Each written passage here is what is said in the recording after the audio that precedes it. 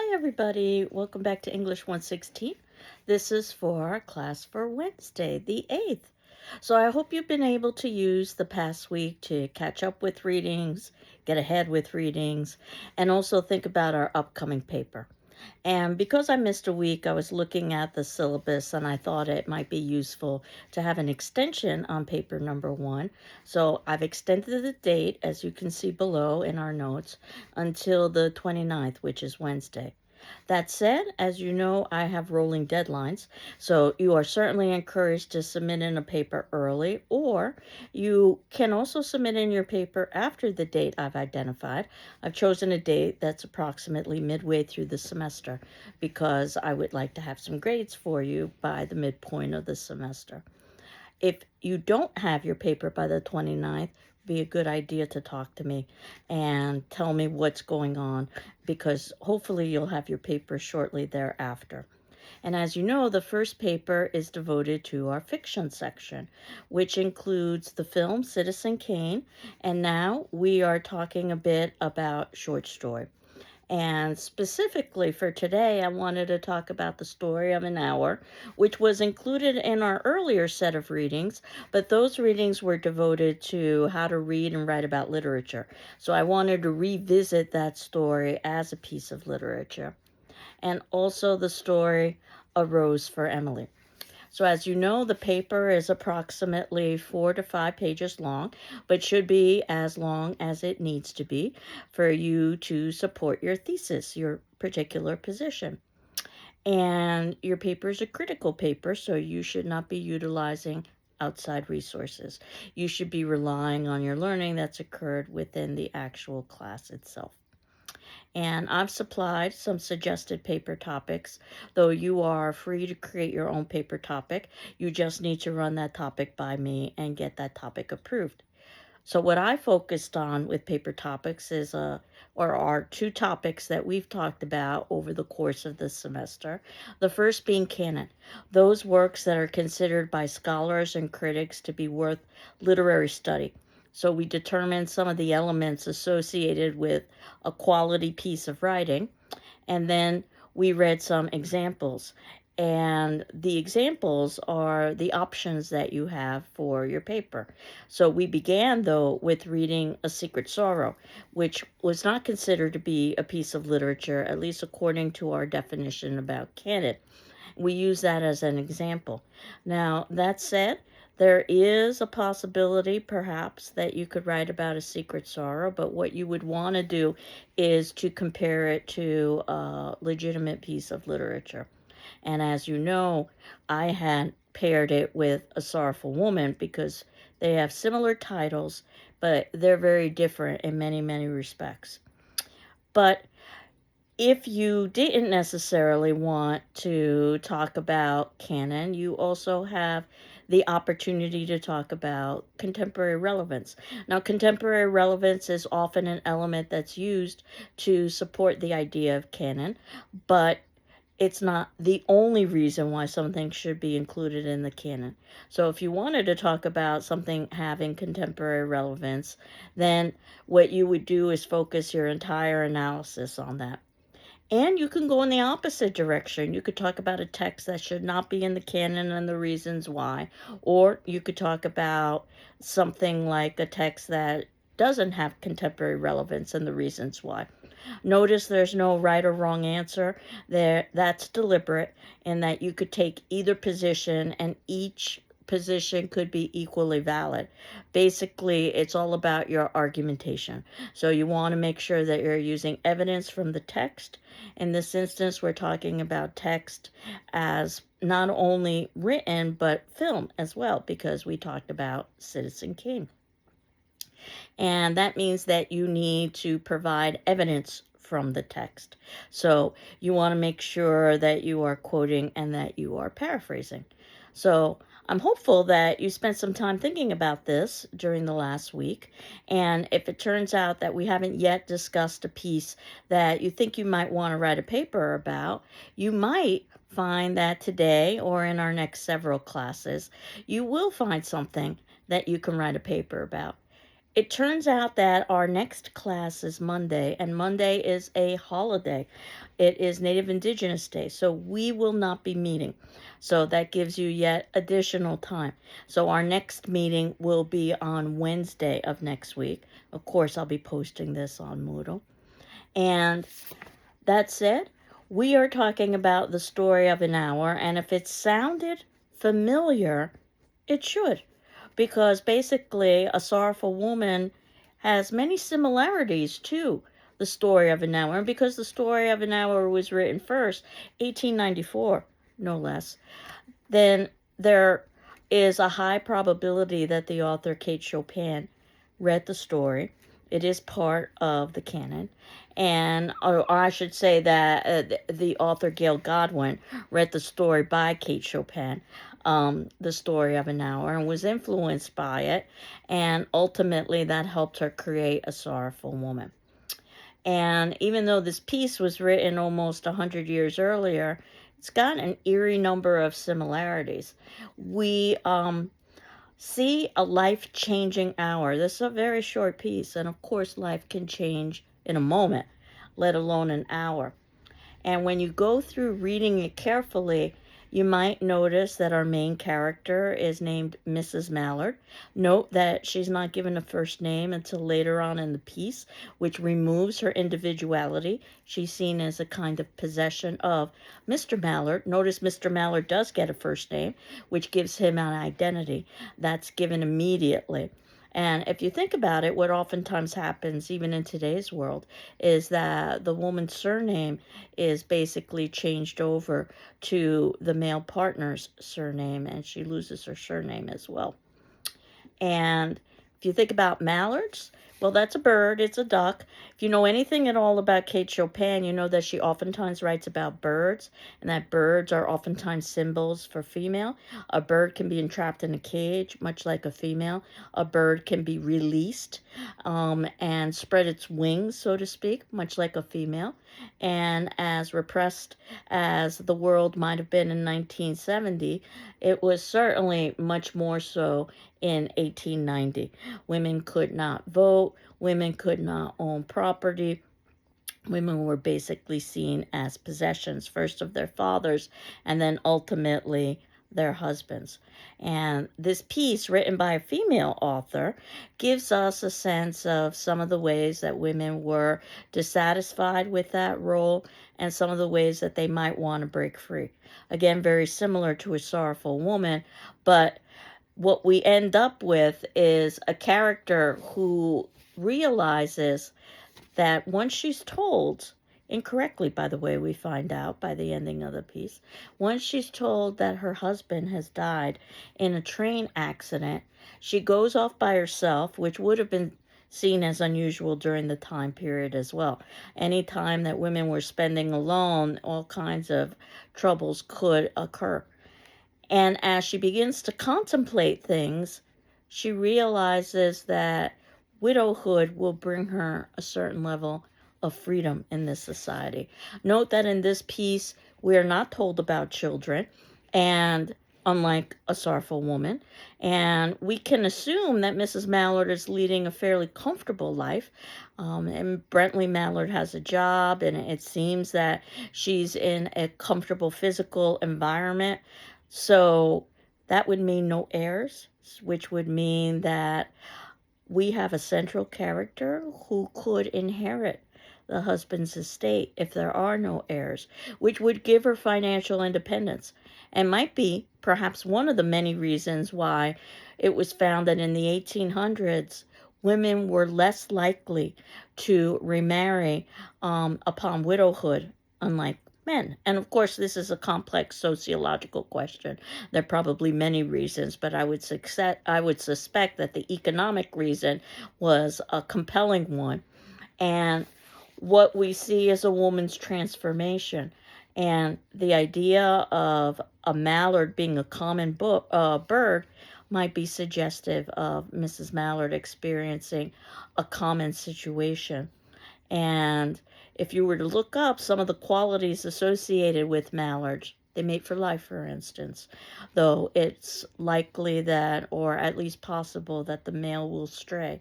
The males have colorful feathers, so they draw more attention and interest than the females. And think about how that could be applicable to life in the 1800s for female. And even some of the slang associated with females were known as birds. Even today, they're known as chicks. But nevertheless, we find out Mrs. Mallard's first name later in the story, Louise. And note that Louise has a male root. And I think that's significant because this is very much a male-centric society. Her sister, Josephine, also has a male root. So Louis and Joseph for Louise and Josephine. And we assume that because Josephine is given a first name that she's single, or in some way or another in a different kind of situation than Mrs. Mallard. But Chopin doesn't want us to focus on Josephine or Richards or Mr. Mallard, though certainly those stories could be told. I always thought a fascinating story would be the story of the second hour, where we could get Mr. Mallard's perspective. But we're told early on that Mrs. Mallard has heart trouble, which is an interesting way to describe it. There is a slight difference between heart trouble, which suggests emotional distress, as opposed to heart disease, which is what's mentioned at the ending of the story, which suggests physical distress. And the reason why, as we learn as the story unfolds, that Mrs. Mallard feels distress emotionally is because of the repression that occurs for female during this time period, particularly in the institution of marriage. Something that Mrs. Mallard doesn't even realize herself until she allows herself the opportunity to contemplate what life might be like as a widow. And when she goes upstairs to be alone to think about her new situation, we see lots of symbols that are associated with freedom. Not only a window, and a window suggests expansiveness and the outdoors, also an open window. And that's very different than, let's say, a smaller closed window, something that we will see later on in another text. She sits in a roomy armchair, so it would be a very different sense if she sat, let's say, on a hard stool. And the armchair is designed for one person, and now she can begin to contemplate life on her own with lots of room and lots of freedom. As she looks out into the open square, again suggestive of expansiveness. Spring, the seasons are oftentimes associated with emotional states, and the spring is oftentimes associated with spring, or the spring is oftentimes associated with renewal, rebirth.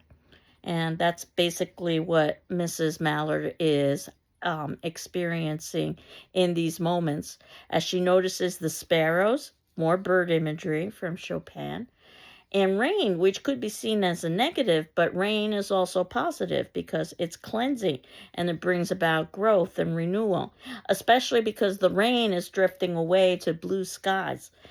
Even the mentioning of a direction, west, and you can think about how the sun sets in the west. This is the ending of something for Mrs. Mallard, which also suggests if the sun sets, it will rise the next day. So it's also the beginning of possibility for Mrs. Mallard.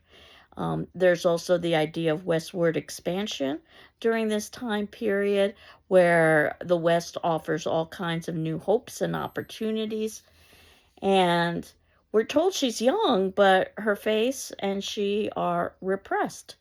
And we assume it goes back to the heart trouble with marriage. And she feels something creeping to her. Creeping has a lot of negative associations and connotations, certainly not positive. So this is not something that she's necessarily welcoming. And when she says literally, free, free, free, free, body and soul free, it's pretty clear that Mrs. Mallard feels, well, free. This would be a wonderful quote to illustrate that. And that's not to say that she hated her husband. This is not to say that her husband was abusive. There is no evidence in the text to support those particular arguments. Remember, this is a very short text, 1.5 pages long, and I've oftentimes argued that the shorter the text is, the more complex it is. If you've got a 400-page novel and perhaps 20 pages aren't particularly well written, you might be able to ignore that. But when you've got a page and a half of words, every word has to be perfect, so to speak. And she does say that her husband had kind, tender hands, and that he never looked save with love upon her. And she also said that she loved him sometimes, and love is complicated, so perhaps you can understand the idea of loving somebody sometimes. But what did it matter? This is not a piece that's about judgment. One of my favorite lines is, there would be no powerful will bending hers in that blind persistence with which men and women believe they have a right to impose a private will upon a fellow creature. And the reason why I like this line so much is because prior to this, it seems like this is very much a gender-specific text about the role of female in marriage. But this line opens it up to the institution of marriage as a whole, that there is blind persistence with which men and women believe they have a right to impose a private will upon a fellow creature. So this expands it beyond gender to the institution of marriage itself. In some ways, a very progressive statement considering the time period. As she contemplates that she's going to live for herself, a possibility that it never occurred to her. She's thinking about spring days and summer days. Again, summer is representational of the height of life. And as she walks down the stairs with Victory, she sees her husband, Brentley Mallard, little travel stain. Turned out he'd been nowhere near the accident. We can speculate how such a terrible mistake could have been made, but Chopin doesn't want us to, or else she would have given us information about that. So we have to accept it on face value that a mistake was made, and he's alive. And what ends up happening is that Mrs. Mallard ends up overcome and dies of, quote, joy that kills, unquote, which is misinterpreted by those around her because they haven't spent time with her when she was alone in the room. We have spent time with her when she was alone in the room.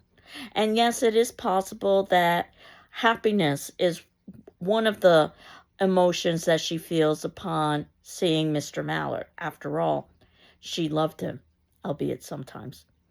But she's also going to feel other emotions.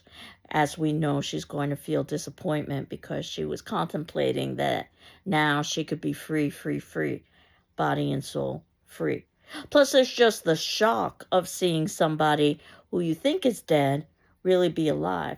So joy that kills is much more complex than the doctors or anybody in Mrs. Mallard's circle understands, but we understand that. And one of the reasons why I like this particular text is because it is followed by questions in many versions of our textbook. I know you're all doing or using different versions, but some of the questions I think are quite informative just about how interpretive literature is, that it depends on so many elements. That do we find Mrs. Mallard to be callous because she revels so in the fact that Brentley Mallard has died? And some readers do see her as kind of monstrous and callous, but others see her as a victim of being repressed in a male-dominated society. And perhaps it's possible to feel both at the same time. And the questions continue by asking you, how does your age influence your interpretation? That's a particularly interesting question because age continually changes. Or how does your gender or your ethnicity or your religion influence your perceptions? Illustrating that literature is oftentimes subjective, even though we're looking at a particular text with objective elements within it to use as evidence, you're deciding which pieces of evidence to pick and choose to support your particular position. I always thought it would be fascinating to talk about this text with two classes that met back to back in a face to face situation. The first class being made up of newlyweds, and the second class being made up of newly divorced couples. My suspicion, I've never done this, but my suspicion would be that the class discussions would be quite different, even though it's the same text, because different pieces of evidence would be chosen by these two groups, which goes to show how fluid literary interpretation can be. One of the reasons why I wanted to do this text as we are beginning our journey with analyzing short story. But of course, we started with analyzing film, and many of the elements overlap. So in terms of our next short story, I had assigned A Rose for Emily by William Faulkner, which is also considered part of that literary canon, though of course you can disagree with that. One of the reasons why is because of an interview that appears shortly after the text, where William Faulkner is talking a bit about his perceptions about why he wrote this particular story. And I love the interview because, dare I say, that I don't find that interview to be particularly informative, and perhaps you felt the same when you read the interview. It could be because the interview happened decades after he wrote the story, so his memory might be a bit hazy. It could be that he really doesn't want to give a lot of information about the story, and he wants the reader to work for getting their interpretations. It could be that he simply was just telling a story, as he says, and that English teachers across America have made it into something that's much more than that. But of course, anybody who's a psychological critic would say something to the effect that Faulkner, regardless of what he says, subconsciously was implying, suggesting all of these possible interpretations. It could be a combination of all of the above. But when he's asked point blank, what is the meaning of the title? And we oftentimes talk about the significance of a title, the story of an hour. And when his response is just 2 or 3 lines long, when you could write an academic paper on the meaning of A Rose for Emily. And he says, oh, it was just simply that the poor woman had no life at all, and it's just a rose for Emily, that's all. That seems so flat, particularly when we think about all of the symbols associated with roses. And obviously, the first one that comes to mind is the flower. And I suspect that most people, when they think of roses, they think of red flowers. So now we can talk about symbolism with red. And certainly, roses are very delicate, as is Miss Emily, but they also have thorns and they can hurt. We also like Miss Emily. Rose is oftentimes given for tribute, and of course, we learn at the beginning of the story that Miss Emily has passed away. Roses are oftentimes given during funerals, but roses are oftentimes given in love relationships, and we learn about Miss Emily's love relationship as well. And if you want to think about the idea that roses are sometimes pressed and kept as mementos, then that also would be applicable to some of the actions that Miss Emily engages in over the course of the story, specifically killing Homer and keeping his corpse as a kind of memento. Now, I know that this is very macabre. Faulkner wrote in a style known as Southern Gothic. The Gothic tradition, by the way, which happens to be an interest of mine, really was known for texts in the 1800s. And you've probably heard of some of these texts. Frankenstein and Dracula and Dr. Jekyll, Mr. Hyde very much influenced the horror tradition. And basically, the focus of these texts was, or what they helped to develop was the assumption that a Gothic text would focus on a creepy atmosphere. There would be lots of death, decay, and Gothic happens to be an architectural term that you might be familiar with. So these Gothic cathedrals, which were viewed as excessive initially, with these long spires and so forth, and excess, oftentimes illustrated in Gothic texts through castles, and Rose for Emily, it happens to be her particular home. And the idea that there's some sort of possibility of supernatural events or some sort of an ambiguous ending, and death and decay are central. And this Gothic tradition moved to the United States, to New England, when England was established here in the U.S., hence the New England. So you might be familiar with authors like Edgar Allan Poe, who was writing in New England, but there were a group of writers who were writing in the southern part of the United States and sending their stories, not in England or not in New England, but in the South. And that is William Faulkner. And that is definitely something that we see in A Rose for Emily. That this idea of death and decay, which could be used as not only a literal story, but also as a symbolic story. And as we go through Faulkner's interview, he's asked if there's symbolism in the story and what kind of symbolism might exist. And he says that he doesn't disagree that there's symbolism, but he didn't necessarily intend to have symbolism, even though the story lends itself so well to symbolism. So again, we have to wonder about his answers, because Miss Emily, our major character, is from the South. And the man she ultimately chooses to have a relationship with is a Northerner. And if we think about the time that this piece was written in 1931, that was a big deal. And the South was grappling, and perhaps still is grappling, with the consequences of slavery, which is how Miss Emily's family would have achieved their wealth and their distinction. They are Griersons. The problem is that when Miss Emily Miss Emily's father passes, there is no more money. There might be the name, but there is no more money. And we learn what's happening in the shifting society from old Southern Moors into these new expectations. It's very much a story about the past colliding with the present, a dead past that Miss Emily embraces. But you might have had trouble reading this story. Faulkner deliberately has written this story in a way to confuse the reader because of the mixed chronology.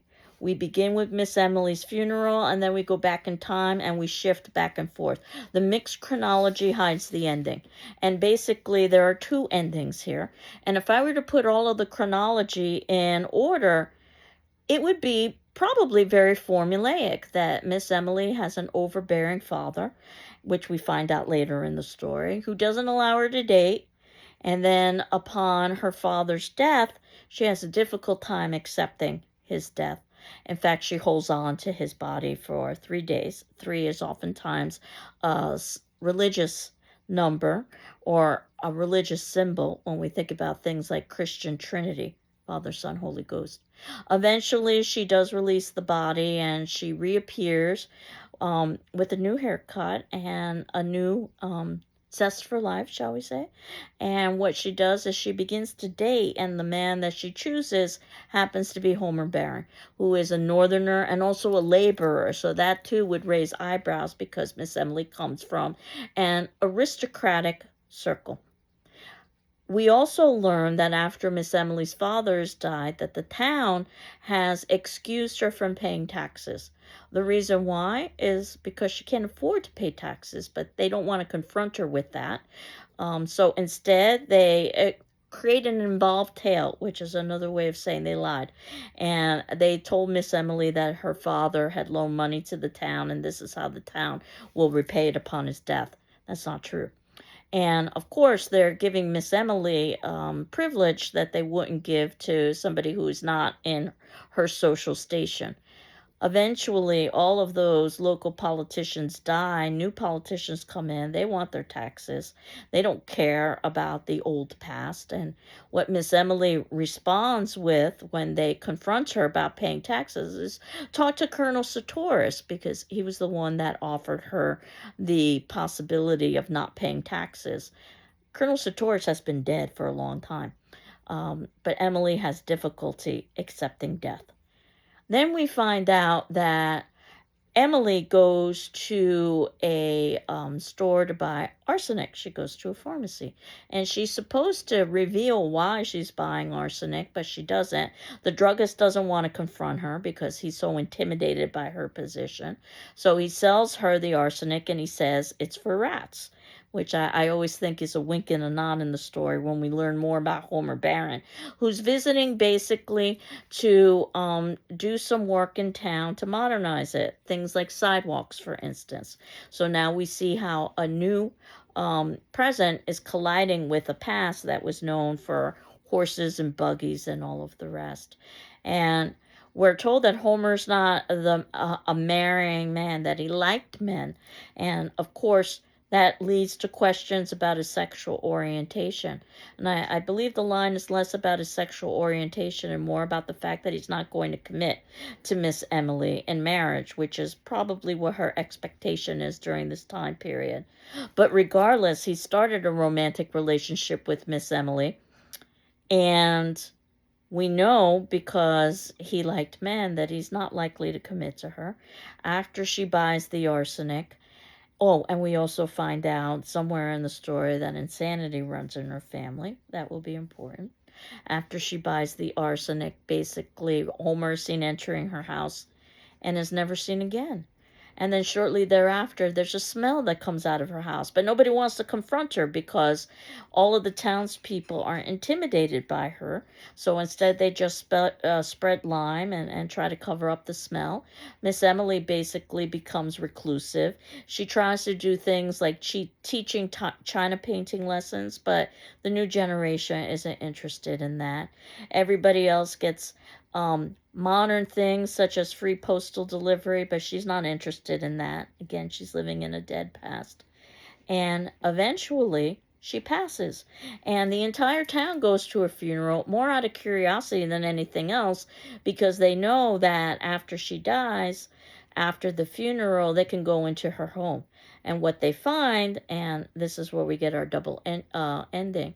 Initially, there's a room that is closed off, and they break down the door, and what they find is Homer's corpse. And of course, when I put things in chronological order, it makes perfect sense that she killed Homer, and considering her difficulty with accepting death, after all, she did hold on to her father's corpse for 3 days. It makes sense that she might have kept Homer's corpse. And then the second ending, if we had already anticipated the first ending, despite the mixed chronology, there's an iron gray hair next to that corpse, which means not only has she been lying next to that corpse, but she's been doing so long after her hair turned gray. So basically, years after Homer's disappearance. And anything that your imagination can come up with in terms of what Miss Emily was doing with Homer is much worse than anything the author could supply us with. So the idea of not giving us graphic details is very effective. If you've ever seen Psycho, the very famous horror movie, it's a similar technique with something known as a shower scene where audiences will swear that what they see is a stabbing in a shower with the knife penetrating skin. It's a marvel in editing because the knife never touches the skin, but it's suggested, it's implied, and your brain basically fills in that detail. So it could be a formulaic piece, but it's not a formulaic piece, in part because of the mixed chronology, but also because of the possibilities for symbolism and interpretation and commentary. And not only is a rose a flower, but think about the verb to rise. And the idea is that a new South is rising. And also, it was a sign of respect when an aristocratic woman, for instance, would enter a room, she would rise. Think about how courtrooms, for instance, you rise for the judge, something similar. And that kind of thinking was slowly being transformed, but Miss Emily can't accept that. So their foreshadowing is there. The family insanity, the domineering father, the 3 days that she holds on to his corpse, believing Colonel Sartorius is alive, Homer's disappearance, her buying rat poison, and one might suggest that Homer is perhaps figuratively a rat because he's not going to commit to her even though he's established a relationship with her. His disappearance, the smell, and her reclusiveness afterwards. But I think that a more interesting way of viewing this piece is an examination of a dead past, a long um, tradition of Southern aristocracy that basically is falling into decay and disrepair because of the ending of the institution of slavery. And we are told about her house, which is described in very Gothic terms. It might be the modern day equivalent of the Gothic castle. And the house is representative of Emily. And of course, Emily's insistence on keeping her dad and Homer are examples of her living in a dead past. The fact that she still doesn't want to pay her taxes, even though Colonel Sartoris is no longer there. And we have an interesting commentary here where we're told that this fiction that Colonel Sartoris comes up with taxes, only a man of Colonel Sartoris's generation and thought could have invented it. Only a woman could have believed it. So there's lots of gender commentary that's in this piece as well. And this is a difficult piece to read. The N word is used in this piece, but I think it gives us a sense of the history of the time period. We're told about Miss Emily's servant who doesn't speak, and as soon as her servant, who is black, realizes that Miss Emily is dead, he disappears. Now, there is a difference between being a servant and a slave, though the line seems to be blurred during this time period. And if we were to get his story, which would be a fascinating story to hear his perspective, but we don't. And in many ways, we don't even get Miss Emily's story because if you were paying close attention, our narrator is we, the community. This is the community's impressions of Miss Emily. The community is going to her funeral, and the community comes off in a very negative way. They're gossipy, they're self-centered, they're very petty. And it almost reminds me of the way that individuals who are fans of celebrity might act today, that there's a certain respect and awe, but there also is a certain delight that's associated with the person's descent as they watch Miss Emily buy arsenic. Their first thought is that she'll kill herself, and nobody does anything to intervene. They're waiting to see what'll happen, as if it's a reality show in some respects. This is the entertainment of the day. No one calls or visits to see if she's fine. She's instead called a fallen monument upon her death, which is not a particularly positive way to be remembered, a fallen monument. And if Emily is indeed a symbol of the old Southern aristocracy that is basically falling into a dead past, then Homer as Northern laborer could be seen as the North taking over the South. And that narration of we will give us more of a sense of what the South is like than what Miss Emily is like. In the end, it would be very interesting to get a first person narrative from Emily, though of course all first person narratives are subject to subjectivity, but so are the narratives of a we community that definitely illustrate some of Faulkner's conflicted feelings about the South. His own family had benefited from slavery, and he was quite guilty and ashamed. And I think we can see that within his writing of A Rose for Emily, setting it in the form of Southern Gothic. What I wanted to do in our next classes, and again, we're not meeting on Monday, is to move a little bit more quickly and give you 3 short stories that are very different from one another. Young Goodman Brown, which is set in the 1800s and is also set in New England, specifically Massachusetts, in particular Salem. So we're going to learn something about our history here. I won't lie, the language is somewhat archaic, and I know that the language in Rose for Emily could be somewhat difficult and dense to get through, but with Young Goodman Brown, which was written earlier, you're going to get a lot of these and thous and Puritan kind of language. We'll talk more about the Puritans, which is very important to understand when we are thinking about how New England grew and ultimately progressed to where it is now. Soldier's Home, written in 1925, 100 years ago or so. And that said, it could have been written yesterday. It is quite contemporary, and it is about a soldier who is returning home after the war, World War I in this instance. And we certainly in 2025 have a lot more understanding about the difficulty of reintegrating back into society, even though we still have a long way to go.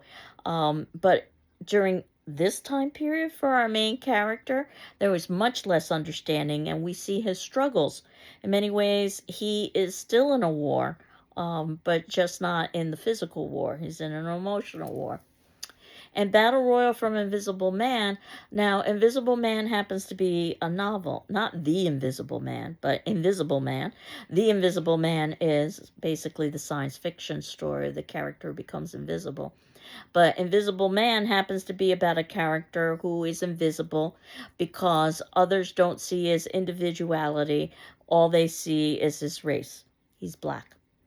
And during the time period in which this was written, in the late 40s and the early 50s, this gives us a great sense of the prejudice and discrimination that existed at that time.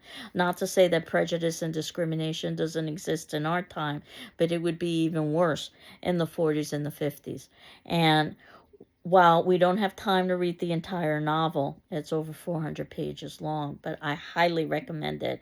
It's written almost like a short story, and that every word has significant meaning. We can at least read the first chapter, especially because the first chapter was released as a short story, so it can stand on its own. And that first chapter is called Battle Royal.